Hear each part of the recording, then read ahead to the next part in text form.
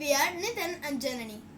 Today we are going to see experiments in physics. Spinning colors. You will need a top and a color disc. Put the disc carefully onto the top. Now spin the top as fast as you can spin. If you need help, ask your parents in spinning the top. When spinning, the different colors can no longer be noticeable. They merge into a grey, almost white color. What happened? Light is a mixture of all colors, even though it may not seem to us. One could also say that all colors are contained in white light. This is why white can be composed of the different colors. And that's exactly what you do with the color wheel.